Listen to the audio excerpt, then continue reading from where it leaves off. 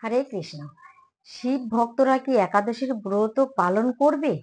ওদের একাদশীর ব্রত পালন না করলে কি কোনো অসুবিধা আছে?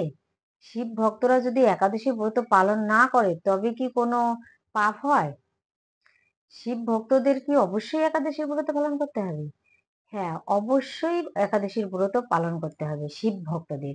শুধু শিব ভক্তদের না, সমস্ত ভক্তদেরকেই একাদশীর ব্রত পালন করতে হবে। সে যে কোনো দেব উপাসক হোক, সে হতে পারে বিষ্ণু উপাসক বা হতে পারে অন্যান্য দেবদেবীর উপাসক। সে যার উপাসকই হোক না কেন, সকলেরই একাদশীর ব্রত পালন করা কর্তব্য বা দায়িত্ব। একাদশীর ব্রত অবশ্যই সকলকে পালন করতে হবে। আর শিব ভক্তদের তো করতেই হবে, কারণ স্বয়ং দেবাদিদেব মহাদেব শিব নিজেই এই একাদশীর ব্রত পালন করেন।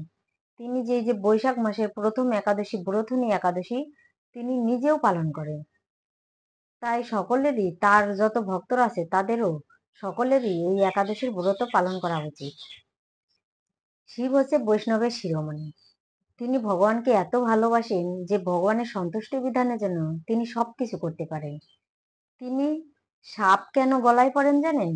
তিনি বলেন যে ভগবান শ্রীকৃষ্ণের সমস্ত স্বর্ণ অলংকার দিয়ে সুসজ্জিত করা হোক, আর আমি একটা সর্পতেই সন্তুষ্ট।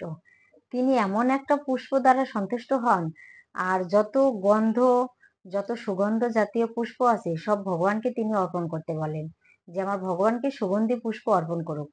আমি যেটা মানুষে বা কোনো দেবদেবী বা কোনো ভগবান যেটা পছন্দ করে না সেটাই আমার কাছে ভালো সুন্দর, মানে ওটাই ঠিক আছে আমার জন্য। আর ভালো কিছু ভগবানকে অর্পণ করা হোক। বস্ত্রর ক্ষেত্রেও তাই। তিনি মাত্র একটা মাত্র বস্ত্র পরেন আর ভগবানকে সব অর্পণ করেন, যে ভগবান সুন্দর সুন্দর বস্ত্রে সুসজ্জিত হোক। কেন? কারণ ভগবানের সন্তুষ্টর জন্য তিনি সব কিছু করতে পারেন, ভগবানকে খুশি করার জন্য তিনি সব করেন। আর তাই তিনি একাদশীর ব্রতও পালন করেন। এই ব্রতনী একাদশীর ব্রত তিনি নিজেও করেন। ব্রতনী একাদশীর ব্রতে মাহাত্ম্য কথায় শিব নিজে যে একাদশী ব্রত পালন করেন সেই কথা উল্লেখ করে রয়েছেন। তাই সকলেই একাদশীর ব্রত অবশ্যই পালন করবেন। যে ভক্তই হোক না কেন বা হন না কেন, একাদশীর ব্রত অবশ্যই সকলকে পালন করতে হবে। হরে কৃষ্ণ।